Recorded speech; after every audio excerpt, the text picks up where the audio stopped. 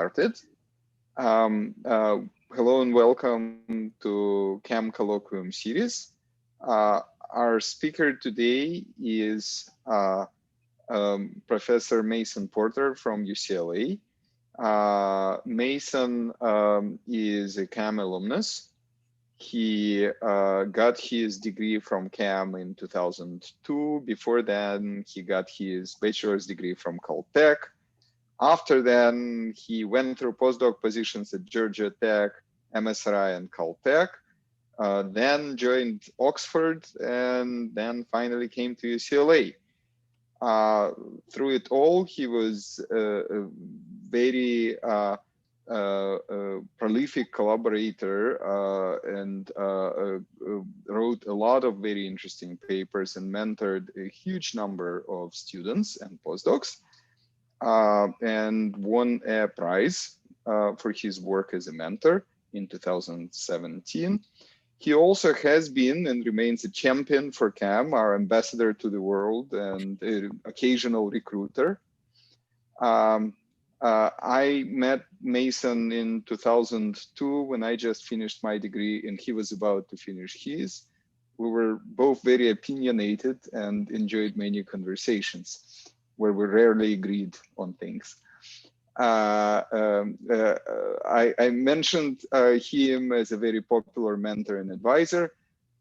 Whenever I'm on admission committee, I love to see letters written by Mason. He is very forceful in how he expresses his forceful opinions.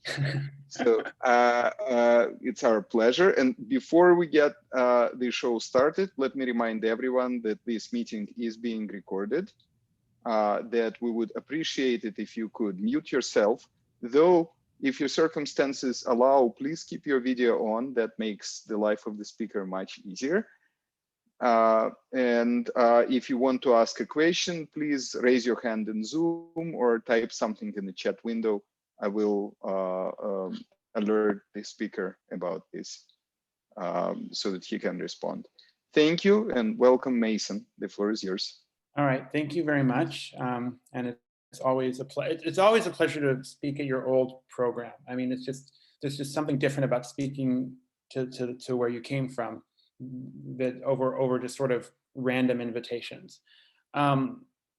So before I start, I think I made some vague promise on Twitter 2 months ago to show a different sort of plush thing every talk that I gave until, you know, we're doing things in person again. So I will start by showing one that you've probably seen. This is my little buddy, this troublemaker over here, class of 2020. I got one of these for each of my graduating members of my research group. And then the other one, which pertains more to this talk, I suppose, it's a spherical cow, because that's the type of modeling that we're going to consider. Okay, this cow is a little bit deformed, but it's supposed to be a sphere. It's topologically a sphere. Okay, so I want to talk about opinion and spreading models on social networks. And the main point, and this should show up on the next slide. Oh no, it won't show up on the next slide. All right, I'll make it on this slide, and then I'll show the other thing. The main point is that I want to bring up very briefly in a sort of whirlwind type of way, a couple of different ones, actually 3 different styles of models. So the styles of models are going to be different from each other. So it's not like you have things like Newton's laws and that you write down you know, equations that we have full, you know, belief in or anything like that. You have different assumptions you make and different flavors of it. And I want to show briefly 3 flavors of models and why I think they're interesting.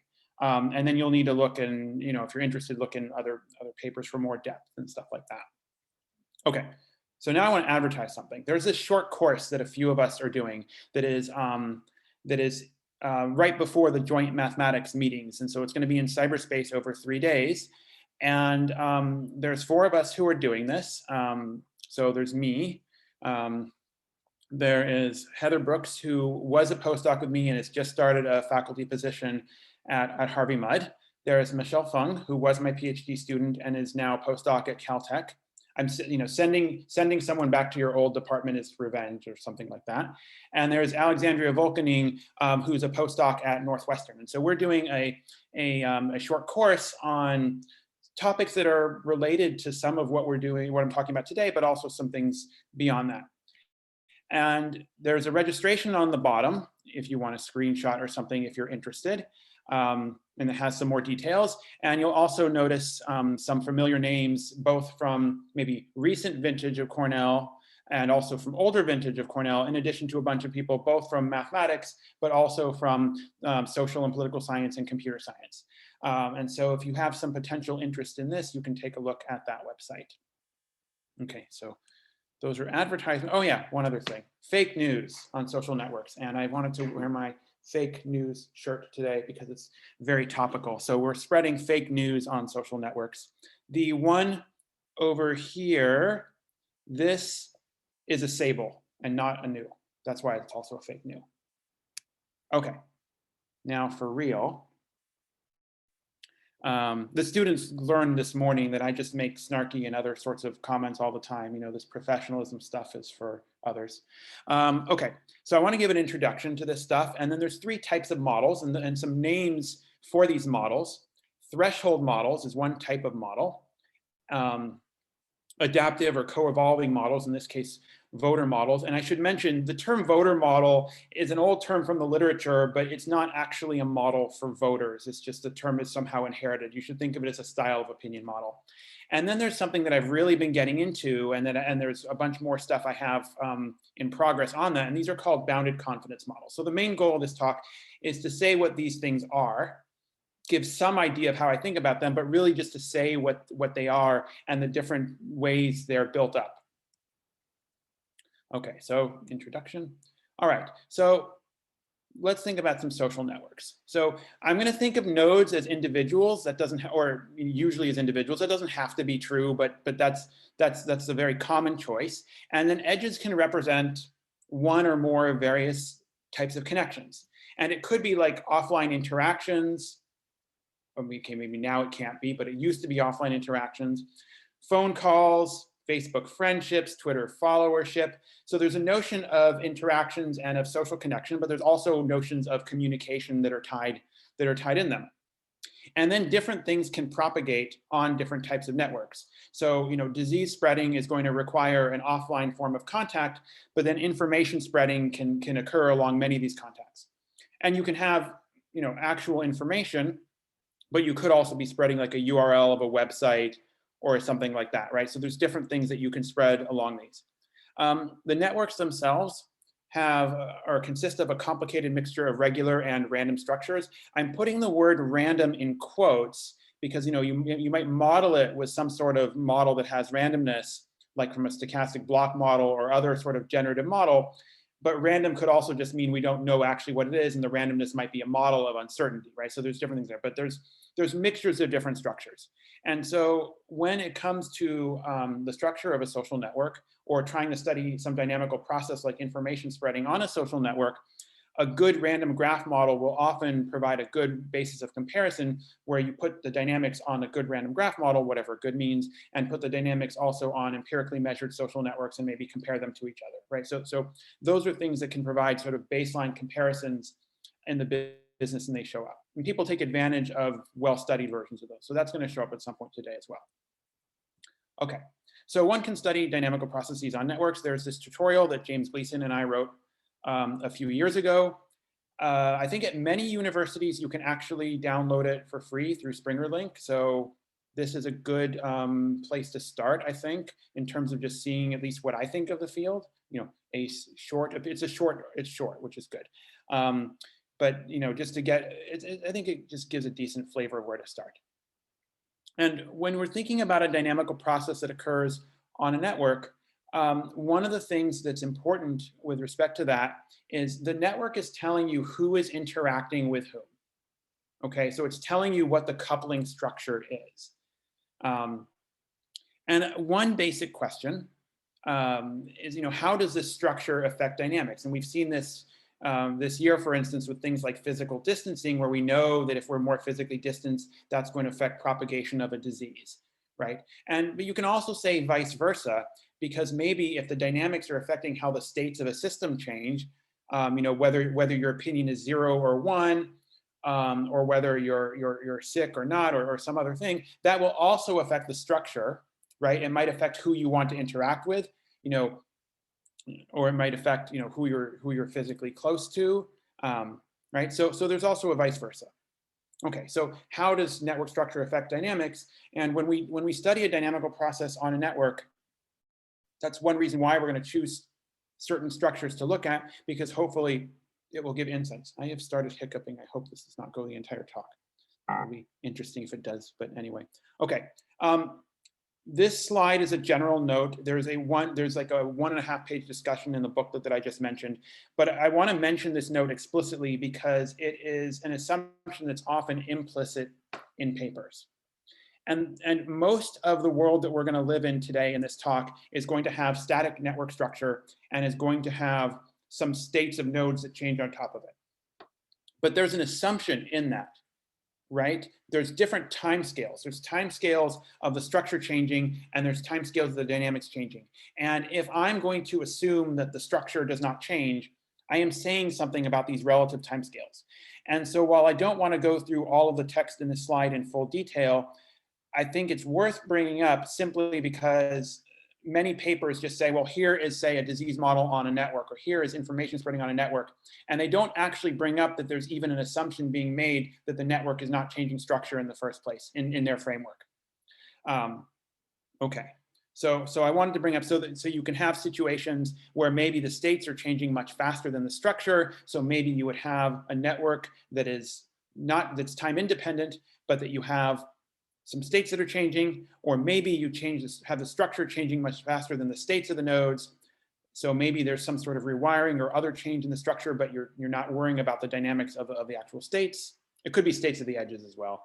And then you can also have comparable timescales, which is the most generic case. You cannot ignore things, or comparable enough timescales so you cannot ignore it. And that's where you're getting coupling between the states of the nodes or edges and the dynamics of the structure itself, right? So that's somehow the most generic case. And I am going to give one example of this in what I talk about today with a coevolving voter model. But just in general, when you're reading some paper about dynamics on networks, think about the timescales in the process and what's being assumed based on how they formulate the model. Okay. Let's see. There we go. All right, so the first type of model of the three that I want to bring up are called threshold models. And one example of this is known as the Watts threshold model. So there's going to be more Cornell flavors coming in. So Duncan Watts was a PhD student in the beloved Theoretical and Applied Mechanics department. There's another model that's related to this of a different form. So KKT model, and I know. So John and Ava and David Kempe, who was a PhD student, who was my one of my contemporaries, were doing that. So that model also has this type of flavor of being a threshold model. If you want an introduction to many types of sort of these binary state models, including threshold models, there's this very nice table in a paper that James Gleason wrote in Physical Review X, which has 20 some odd ones, including relations to different types of percolation models and other well-known models. And so that's, if you're interested in these types of models and want to see different sort of choices people make for how node states update, that's a good place to start. Okay, so the Watts threshold model, which actually predates Watts, it's actually related to a mechanism from Mark Granovetter from a 1978 paper. In this particular model, you have a network. Each node has some frozen threshold in the original version of this. It's drawn from some distribution, maybe from a Gaussian distribution. And each node can be in one of two states. So we can call them 0 or 1. But more generically, you can talk about being uninfected versus infected, inactive versus active, so on. And then you might choose a seed fraction of nodes to be initially as the active nodes. That's one choice that you could make. It's not the only choice. And then you need to update nodes in some way. And there's another choice there. You can do, say, a synchronous updating. So you're updating all nodes at once. You look at their state in time n-1, and you have some rule to update them for their state in time n. Or you can do an asynchronous type of updating, which is a discretization of a continuous time. Maybe you do that with a Gillespie type algorithm, and you pick one node at once, and you update it based on its neighbors through some rule. Okay, and the different sort of rules might be, there's a number of different rules that one can pick. And so the update rule that's in Duncan Watts's paper is that you compare the fraction of infected neighbors to this threshold which got drawn from some distribution. Okay, so M is the number of infected neighbors, and K sub j is the degree of node j. And then node j will become infected if this fraction is at least as large as Rj. And then there are a number of papers out there that generalize this sort of inequality, this update rule, in a lot of different ways. And I mean, that's something that I've spent some time on as well. And so you can think of R as a sort of latency or a stubbornness, depending on how you want to interpret it. And you can think of M over Kj as a sort of peer pressure. And so then you can have different things. So one common variant, and this is another Cornell connection. So Damon Santola, who got his PhD in sociology under Michael Macy, and I think Damon and I may have overlapped, very close anyway. There they looked at the number of active neighbors rather than the fraction. And one interesting thing there is that for that choice, a node that has high degree somehow gets extra credit because it could have more active neighbors, right? So there's somehow, whether you're normalizing by the degree, actually is some choice that you maybe for an application would want to think which one may be more relevant as a baseline. Okay, and then there's a notion of monotonicity for a lot of these models, including this one in particular, where once a node goes to state one, there's no way for it to go back. So that's quite a simplification compared to most real processes. So you can think about situations where that might be okay. So there's very much a percolation flavor. If you're interested in more probabilistic things, kinetically constrained models is one buzzword to look up, and bootstrap percolation is another buzzword to look up. It's related to those two things on that side. Try to. The non-update is when it's not letting me do my left and right update, and that's how I do things. Okay, so one of the things that can happen is that the steady state levels of adoption depend on the initial condition. Okay, I mean, for a dynamical systems person's not going to be surprised by that. But just to give one example, let's suppose all nodes have the same threshold of 0.3. Okay, so you need at least 30% of your neighbors to be active to become active. And if you start with an initial condition of only the central node active and everyone else inactive, and I let time go to infinity, and whether, in this case, whether or not I do synchronous or asynchronous updating, eventually every node will be active. By contrast, if I start with this node over here active and everything else inactive, then I only get these 5 active and I get a steady state activity level of 0.31. And if I start here, I get 0.13. And a bunch of the theories, and this is a topic for another talk, but a bunch of the theories that try to do,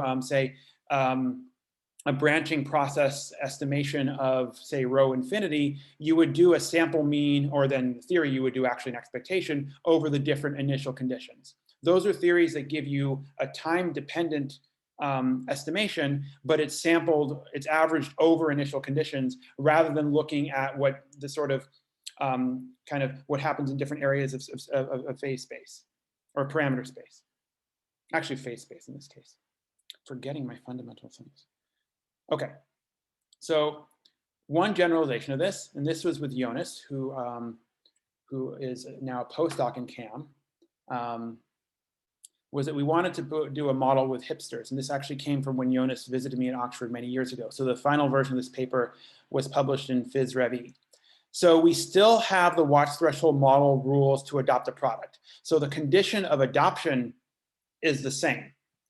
But then what you do when you adopt and how you change states is a little bit different. And in particular, we have 2 types of nodes, which are decided in advance. They don't change in this model. So some weighted coin has been flipped in advance, and you're either a conformist or a hipster. And if you're a conformist, you do exactly what I described on the previous slide. However, if you're a hipster, what you do instead is that you look at a bestseller list. And so this is from the full opinion, and you look at it from t times ago.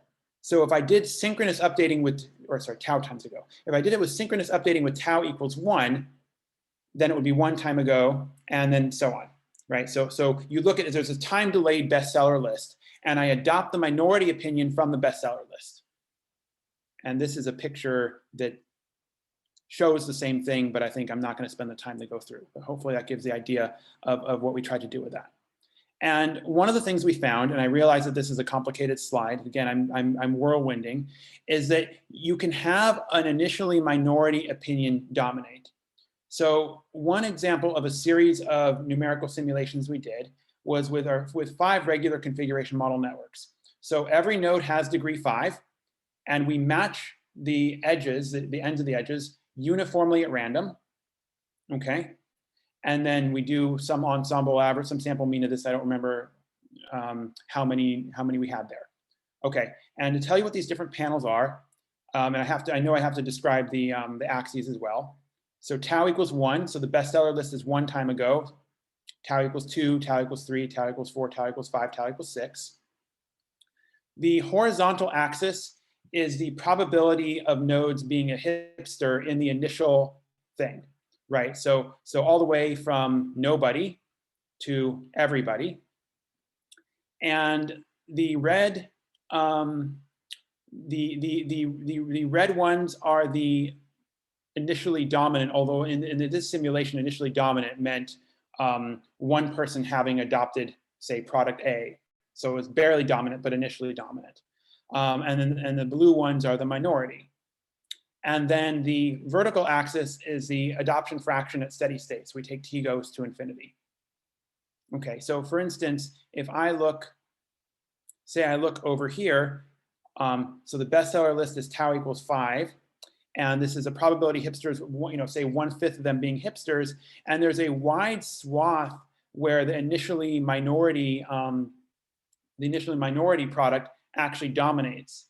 Now, we did actually check this beyond just having only, one initial minority versus 0, because of course that's barely, or sorry, one initial majority versus 0, because then that's barely a minority. This idea does persist. It does still occur even if you have a larger advantage.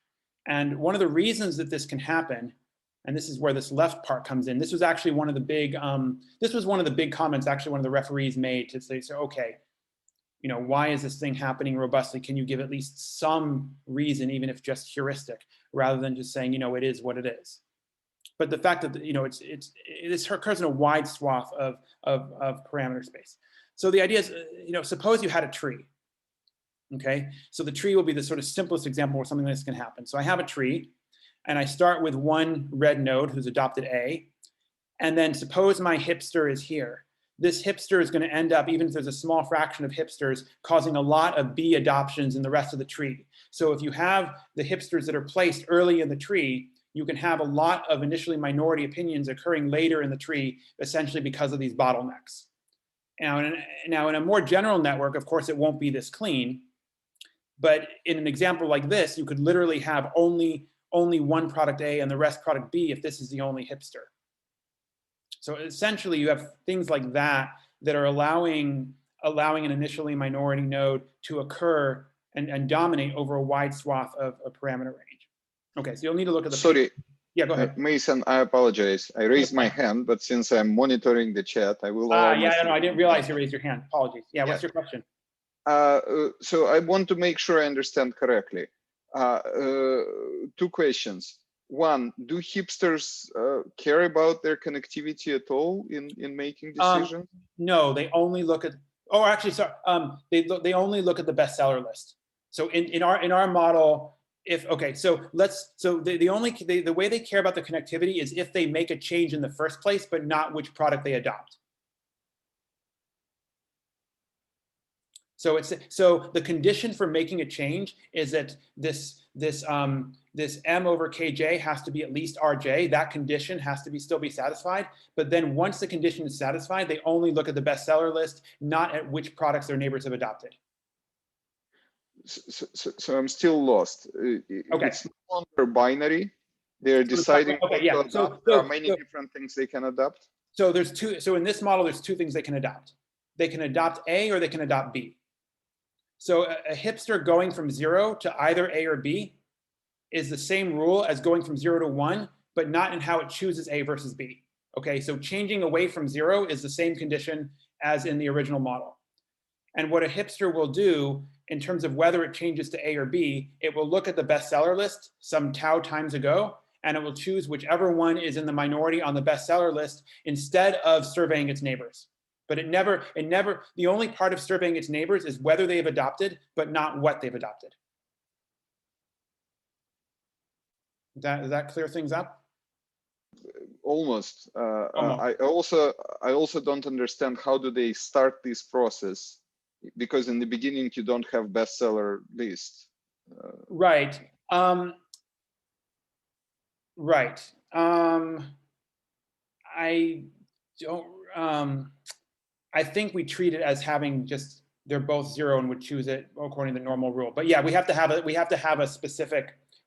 special case until tau time steps have passed. So yeah, we do have to have a case. I think it's just going to be that they do the normal, the standard rule, but I'd have to actually look up what we did. Got it. Thank you. Yep, sure, my pleasure. There is another question from Carlos in the chat. Okay. So I'm wondering, why is looking at trees a reasonable model for spreading? So the trees is not the main part of the paper. A tree is not a realistic structure. The reason we looked at a tree is that we wanted to look at a simplistic case in terms of the structure to have a better understanding of why we were observing this, say, things like this blue curve being higher than this red curve, even with a small fraction of hipsters.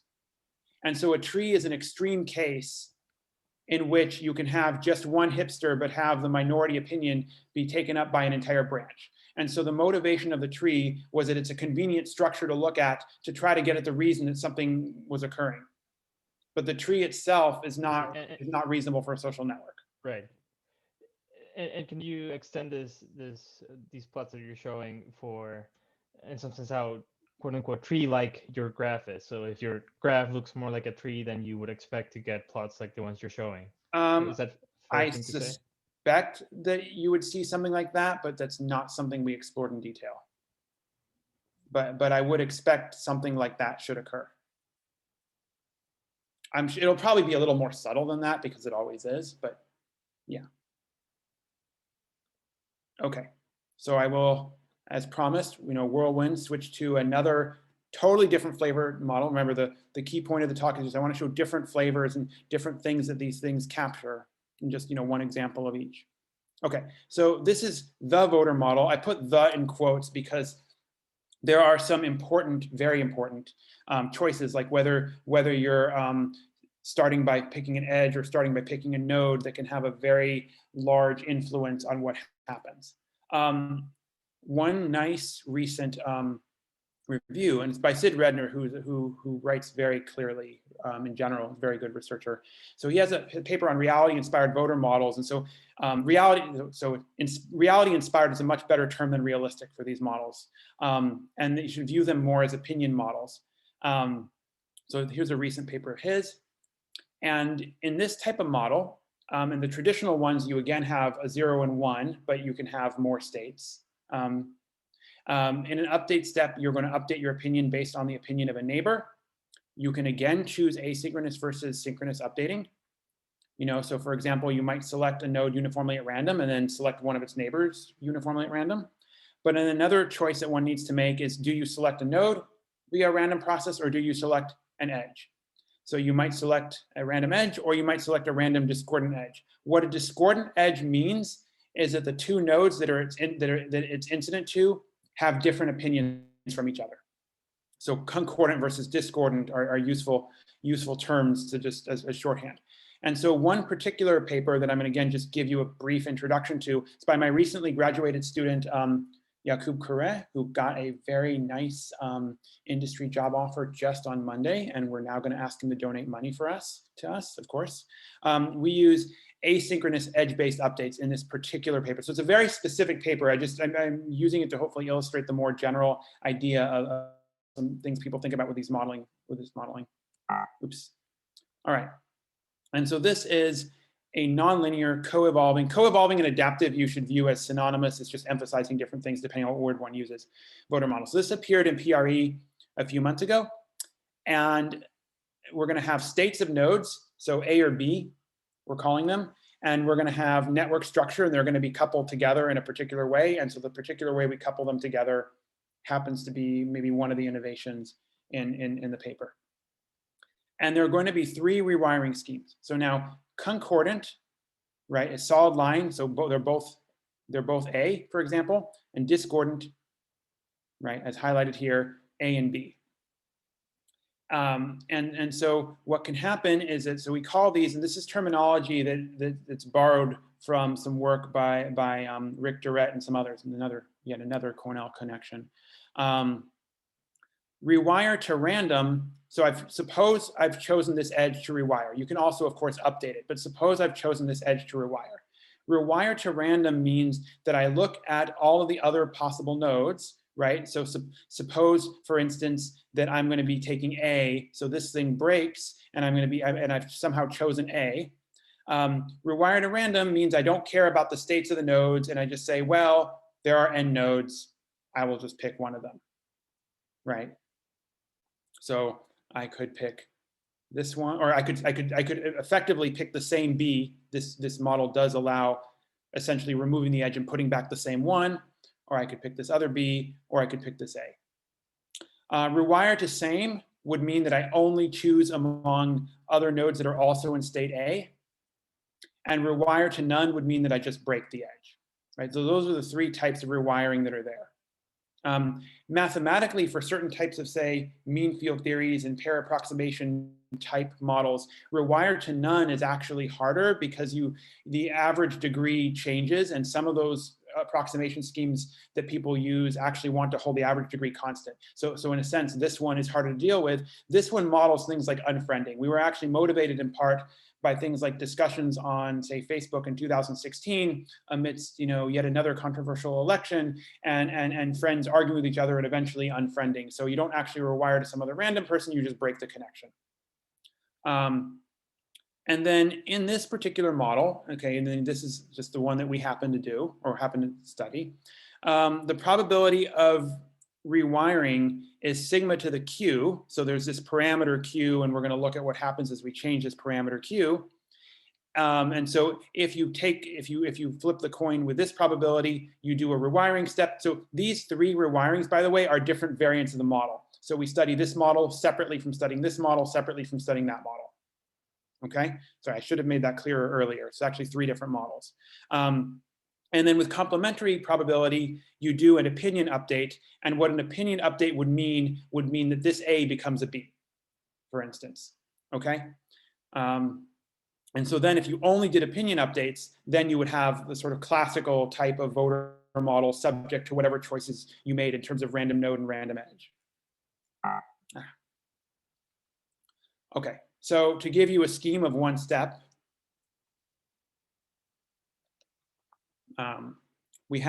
we've somehow chosen this edge in some way.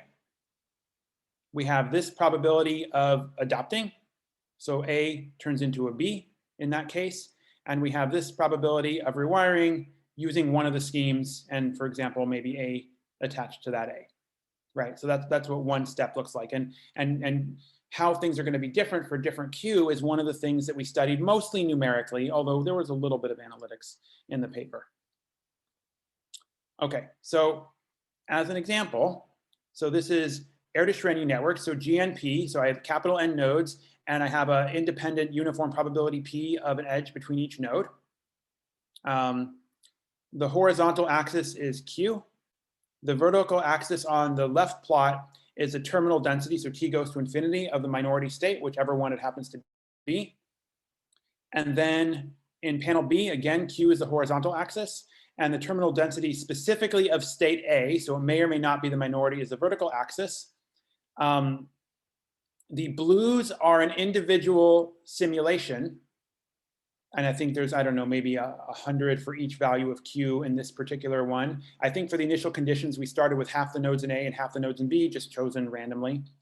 And the black X's are the sample means for each point. Okay, so if I get a sample mean in the middle, it's basically like half the time. So if I have a Q is 4.5, say, and I'm getting a sample mean in the middle, it's basically that half the time I'm getting almost all A and half the time I'm getting almost all B. Okay. And so the idea is that you're getting these transitions, as a function of Q. Okay, one can get a little bit more complicated. I was mentioning good choice of random graph models. You know, Erdős-Rényi models are not realistic models of social networks. I mean, neither are the two that are here. But what these do is build Erdős-Rényi models to, whoops, didn't want to, that's not done yet. Build Erdős-Rényi models to stochastic block models. So there are different Erdős-Rényi blocks in my adjacency matrix. So my adjacency matrix represents my network connectivity. And you can imagine that I have, say, a 2x2 structure. And in two community structure, it would be that the two on diagonal blocks have a high density and the two off diagonal blocks have a low density. And in core-periphery structure, it would mean that one diagonal block has a high density, the two off diagonal blocks have a medium density, and the off diagonal block, or the other on diagonal block has a low density. So then each block is Erdős-Rényi. So it's the sort of simplest type of stochastic block model you could use, and just to get an idea of putting in a minimal amount of heterogeneity. Again, Q is on the horizontal axis, so this is this nonlinearity parameter, right? So how steep this probability difference is going to be, and the terminal density of state A is on the vertical parameter. And so we see some interesting transitions. We do not have an analytical, we don't have analytical proofs that these are phase transitions of a certain type. We have what we think are compelling numerics. And so this is what happens with two community structure. This is what happens with core-periphery structure. And these are a bit different from the transition curves that are in some other variants of the models. Okay, so one of the things that we looked at in there, so majority illusion and echo chambers. I think by now, liberal Facebook versus conservative Facebook, we probably have more of an understanding of how different those look from each other than maybe when I first used a slide like this a number of years ago. And the term majority illusion, as far as I can tell, comes from Christina Lerman.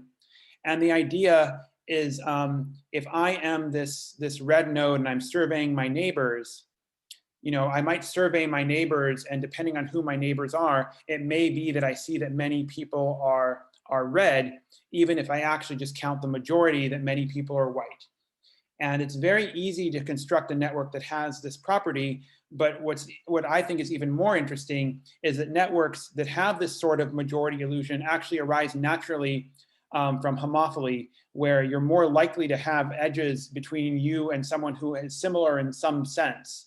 And so it's not just that you can construct a network that has this property, but that you actually expect these types of things to occur in social networks from natural processes. And then that would have an influence over things, or on things like opinion models or voting or whatever else that would occur on a network. So the reason it's called a majority illusion is that if you survey the red nodes and you ask their neighbors, maybe a majority of the red nodes have red majority neighbors, even though the majority in the actual network is white. Okay, I don't think there is a good way to go through this slide without going to too much detail. So let me just phrase it that we look at both a majority illusion and something similar that we call a minority illusion, and how that evolves over time in some of the sort of setups that I was giving. And that's one of the things that we look at in this paper, and that there are regimes in which you can have illusions dissipate or illusions persist. Okay, and since I can't really do it justice with the amount of time I want to spend on it, I will let you look at the paper if you're interested. And I will proceed to the third sort of type of model. And this is one I've been spending a lot of time on lately. I think there's an element of verisimilitude that it has that some of the others don't. And it's one that I think is promising with respect to various connections to empirical data. And so it's something I'm spending a lot of time on now. I have an NSF grant related to this. And so I have a bunch of different projects related to this that are in various stages of completion. Okay. I want continuous valued opinions on some space. And maybe it's the interval -1, 1, but you can have any number of dimensions. And I want a space that has a metric. So I want to think of my actual opinion, or you could even think of someone's perceived opinion as being a location in this space. And someone else is going to have another location in that space. And I'm going to measure the distance in some way. And you can make some issues more important than others just by weighting different axes with different amounts if you want. And if they are close enough, so there's going to be some threshold, so this is the bounded confidence, they will compromise by some amount. That will be another parameter, how much they compromise. and otherwise their opinions don't change. And you can generalize this. You can say, well, maybe if they're too far apart, I actually get farther away. So our model doesn't have that, but you can put that in the model. Okay, but you need some notion of a metric space and opinions in that space. And the reason, just to give one of the punchlines early, that I think that this is very useful with maybe some comparisons for empirical data, although the opinions, the values of the opinions are hard to measure, you can measure things like an actual tweet, or if you have the data, a vote. And so you can actually look at the difference between, say, someone's opinion and maybe the opinion of a news agency through some sort of text analysis or something. And then you can say, well, if I have this model, what are the spreading dynamics I get, the structure of a spreading tree, and are the structures of those spreading trees similar to actual ones? It's sort of comparisons like that I think that this has more promise for some empirical data than some of the other models in practice. Okay, the two best known variants, the original ones, there is one by Defont et al. It's usually called the Defont or the Defont-Weisbush model.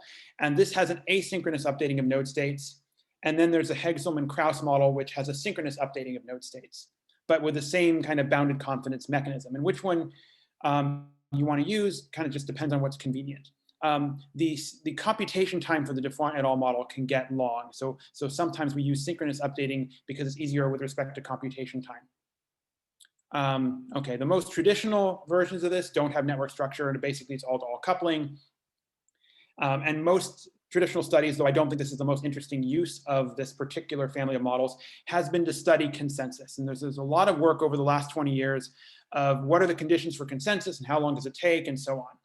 But the original motivation, which hasn't actually been explored that much, if you look at the papers, the original papers, they wanted to look at how extremist ideas, perhaps seated in a small portion of a population, might take root in a population. Not that this would ever happen in a country like the United States. Okay, so I want to give a little bit more about this. I have in the lower right corner, something is happening to my computer. Okay, we are not updating Java right now. This is artifact of the Zoom era right there. I have equations in the lower right corner. The next slide has those equations in larger text. So there is an article that my former undergrad, Flora Mung, who got into CAM but chose to go elsewhere, unfortunately, wrote as part of her undergraduate project. And we have an extended introduction in this paper that has a bit more reviewish elements than usual, because at the time there wasn't really a review article that I liked. I think that's changed a little bit now. But if you're interested in this type of model and the various things that people have done with it, the introduction of the Mung et al. Paper, I think, is a reasonable place to start. And so what we did is that we looked at different network structures, Erdős-Rényi, or say a circled graph, which has one shortcut and something like that. And we did asynchronous updating, and we would randomly select a pair of agents, so uniformly at random pick a dyad, who are adjacent. And if their opinions are close enough, they compromise, and otherwise they don't. And then there's various complicated dynamics that can occur, such as, is there consensus? If not, how many opinion groups are there? How long does it take to converge to a steady state? How does this depend on the parameters and on the network structure? And as one example, the convergence time actually seems to undergo a transition. I say seems to undergo a critical transition, so I'm phrasing it in this cautious way because I don't know of a proof that it's actually a phase transition, but I certainly believe that it is. So with respect to this confidence bound, that indicates the range of compromising on some types of networks. Okay. This was a screenshot you can see from the blurriness, but I want to just show you the equations of just how the model works if I've chosen two nodes to update. So I have node I and j. I am thinking of t plus 1 versus t minus 1. And those are the ones I've chosen to update. So xi of t is my current opinion, is between -1 and 1.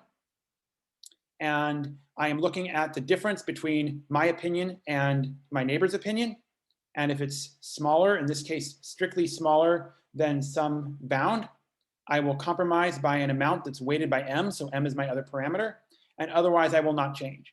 And then j will compromise in the same way, and it's delta ij here instead of delta ji, so it has the opposite sign.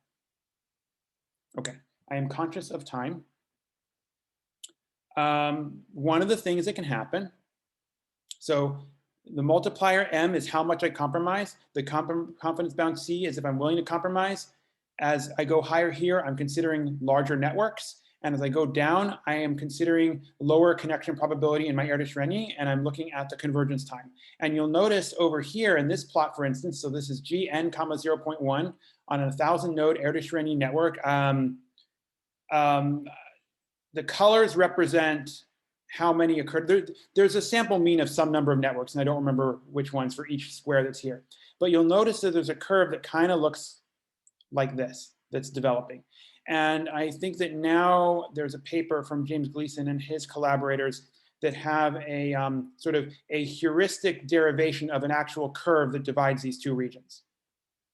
Okay, so anyway, just to give an idea, but below here, you're either getting a lot of groups or perhaps no convergence at all in the time that we checked. We had a bailout time, and after that time, if there did not converge, we just said bailout time because it was very long computation. And then above, we get a smaller number of groups.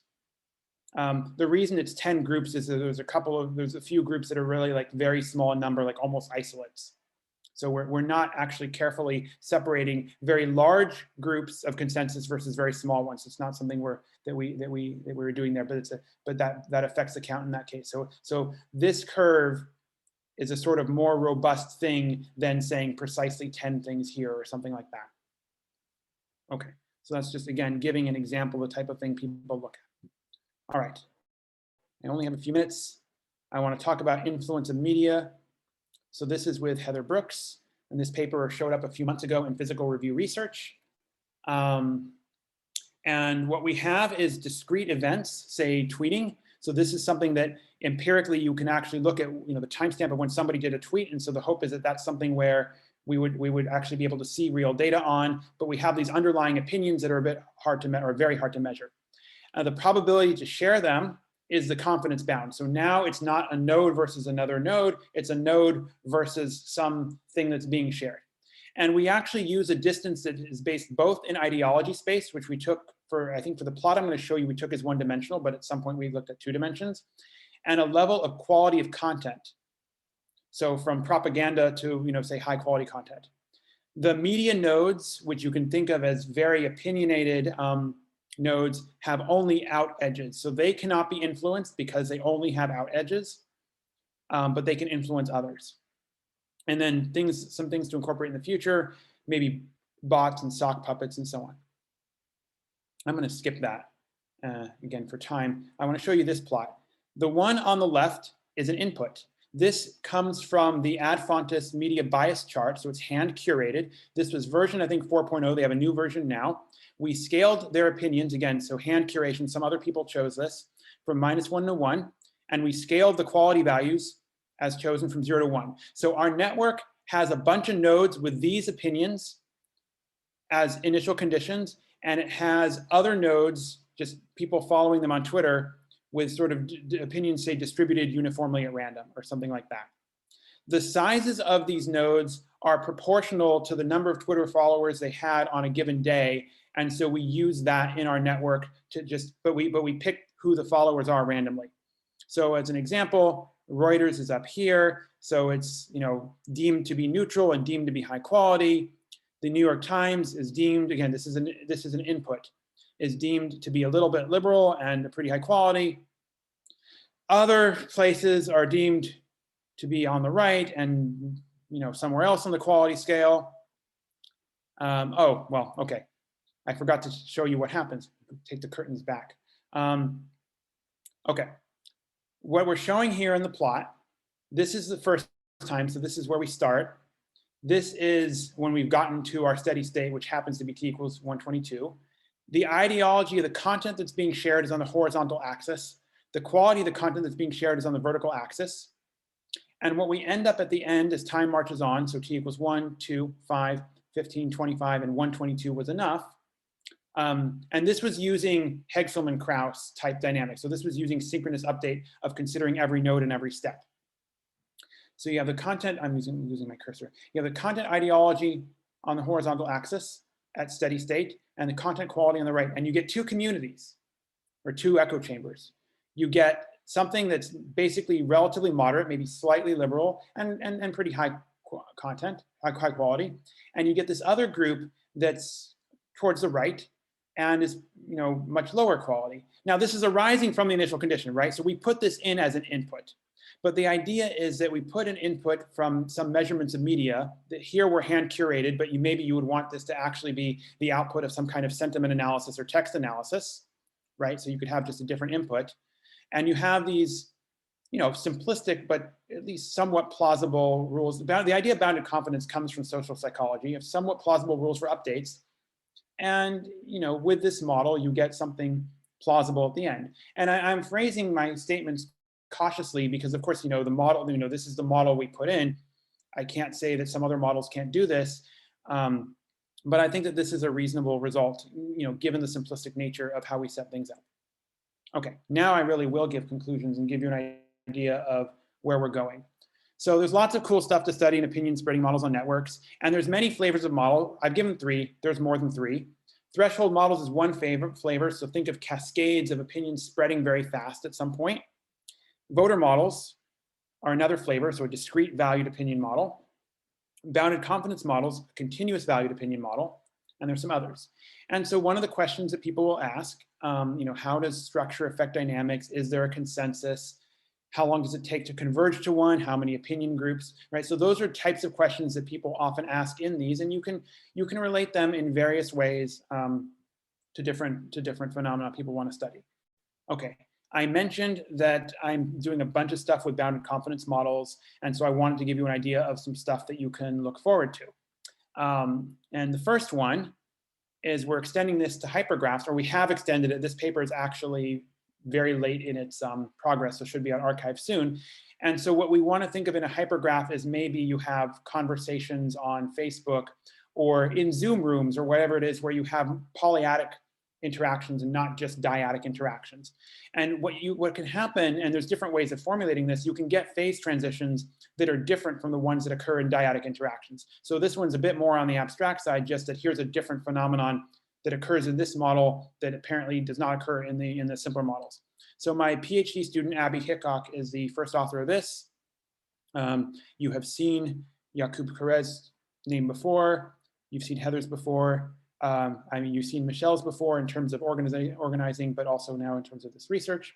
So this one's going to come soon. There's another model where we want to look at spreading cascades, so the shapes of spreading trees.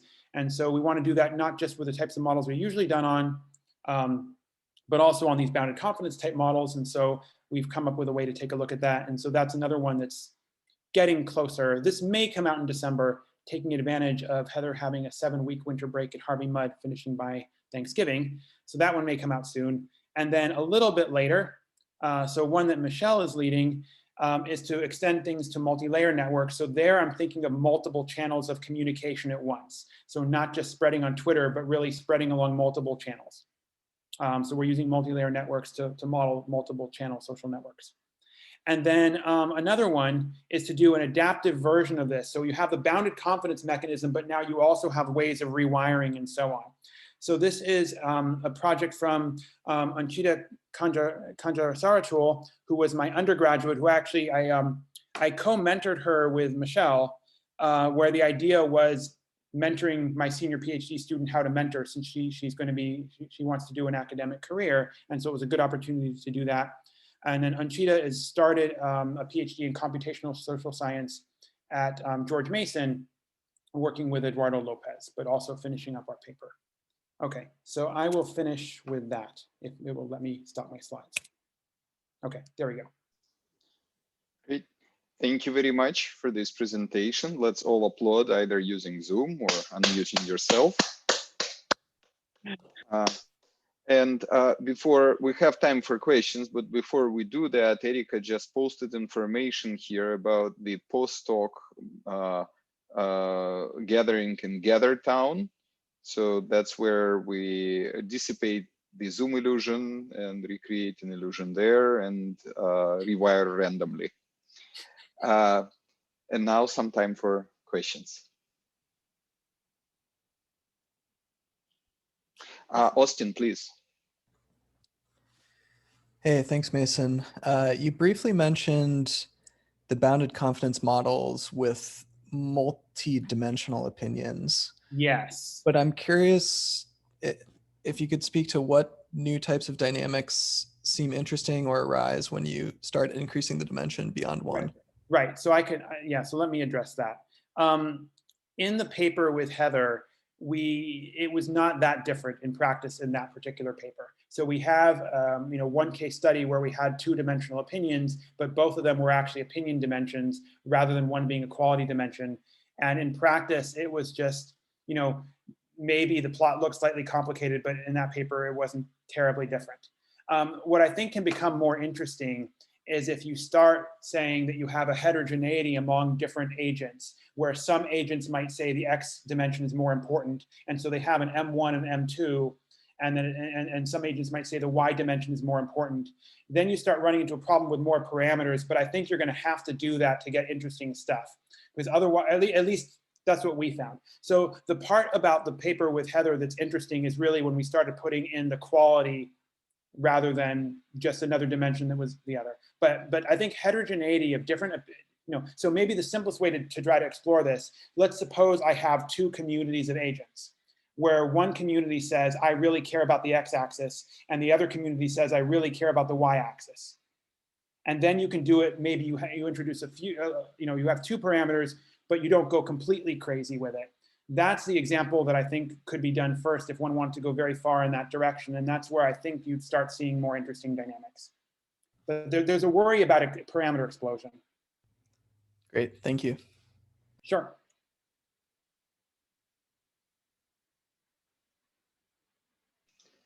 Arnaldo, please. Hi, thanks for the great talk. Thank you.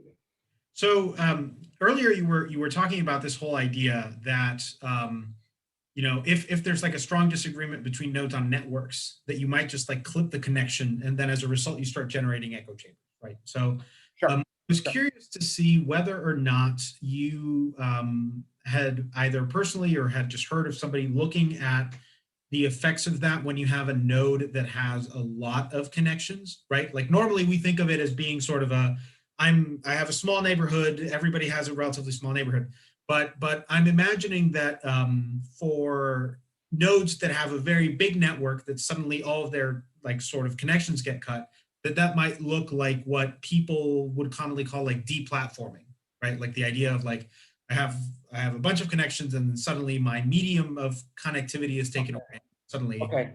What's the effect of that? So I don't know if someone's looked at that. I mean, given that there's also a lot of people who are doing a bunch of empirical, so I mean, I'm taking a more modeling approach, but I know there's a lot of people who do more empirical approaches.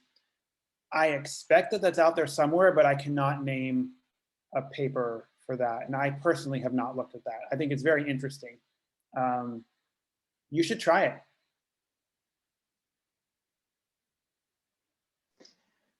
Yeah, sorry, I can't give you a better answer than that. I mean, but it's no, it's fine. It's no problem. I was just checking. Yeah, no, I mean, it's, but yeah, it's a cool, if you do find a paper that does that, if you could send me the reference, I'd be interested in looking at it. Yeah, I'll let you know. And thanks again for the great talk. Yeah, thank you. So I wanted to also ask about the bounded confidence models, and perhaps a naive question. So given your C and M and some statistical representation of the type of graph on which you're working, and statistical representation of the initial opinions on the graph, so the probability distribution from which you're drawing,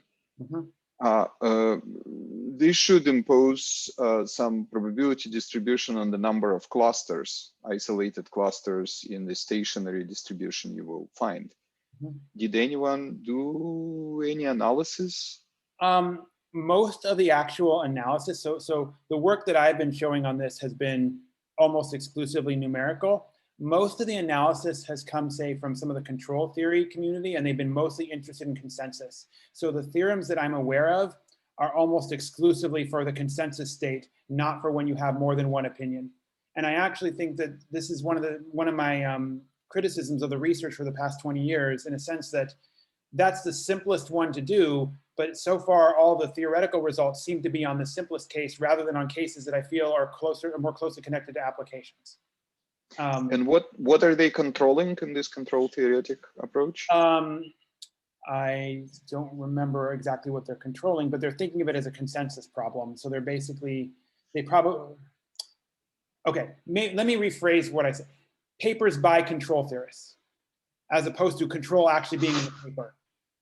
Got it. So there's a recent, let me mention one recent one because I really like this one. And this is from Francesco Bullo and company. And one of the things that they did, and I didn't look at it in detail, but they claim that this makes the mathematics easier. Instead of doing a mean in terms of the compromise, they used a median, and they're saying that this makes some of the mathematics more tractable and easier to deal with, and that one can get farther. So this is a paper they put on arXiv a year ago, roughly. And so I thought that was clever because usually people are just doing the mean. And in terms of modeling, you can imagine, I mean, it's hard for me to justify one versus the other on something like that, right? Because it's a social system. But if that makes the mathematics more tractable, then I'm all for it. So that's one paper in that sort of scheme that I would look at. But just in general, I feel like they're a bit hung up on consensus if you're going to actually think about opinions, whereas this does not seem to be the state we're actually observing. So I'm more interested in the other states. Got it. Thank you. Mm-hmm. Hi, Mason. I have a question for you. Yeah. Long time no see. Yeah, long time no see. So it's probably an impossible question to answer, but let me try since you've been thinking about these things. I remember in E.O. Wilson's book on consilience, he talks about complex systems being the subject of the future. You know, he makes this, it's a thing I like to quote when I give talks related to complex systems. He comes at it, of course, from, you know, ecology perspective and evolution. But one of the things he says that he thinks is problematic in the research in complex systems, and this book was written, I don't remember, 10, 20 years ago, is that the rules that the agents follow tend to be so contrived. So, I mean, we understand why we like simple rules, you and I and everyone else who likes to do math, or physicists, or the rest of us. Sure. But at some point, it would be nice if the rules that the agents followed were something empirically reasonable. Sure. And I'm just wondering if are you aware of any progress by empirical people studying opinion formation and opinion dynamics? Like, I don't know what, like with data science, with machine learning, something to try to estimate what are people really doing in various contexts. Right. So that's an important question. I mean, the short answer is I'm not going to be able to give a very satisfactory answer because, of course, it's going to be, you know, there are some, you know, I presented the bounded confidence ones last because I felt like that one had at least a little bit more grounding in things like social psychology. It's still simplistic, but at least it had an update rule that didn't feel totally crazy. Whereas the voter model, we call it the voter model, has nothing to do with voters, but we still call it the voter model because that's what it's always been called. The empirics become a very big issue because you can go all the way to agent-based models, and then people like me get really frustrated because even if the answer looks right, I have no idea what's going on, and I just get totally frustrated, and it's just not my style. I'm glad other people are doing it, but it's not my style. The best road I can see, at least in terms of what seems tractable for comparison to empirics, and this is what we're trying to do with some of the bounded confidence, is that even if you cannot compare the mechanisms, you know, and if someone has an opinion of 0.75, I don't know how the hell I measure they have an opinion of 0.75. I mean, you know, what does that even mean, right? I mean, like, how do I do that? But what you can potentially do is say, all right, here is this process. It produces spreading patterns of a certain type. Then you compare the spreading patterns to actual spreading patterns empirically from Twitter, and maybe the model produces spreading patterns that has certain statistical properties that empirically are consistent with the real data. And I feel like that is getting within reach. It doesn't tell you if the mechanism's right, but I feel like that may be the best we can hope for in practice. And then hopefully it can at least then be a bit more predictive as opposed to, okay, we're doing this. And I think this is actually one reason why I've also gone a little bit away from the threshold models.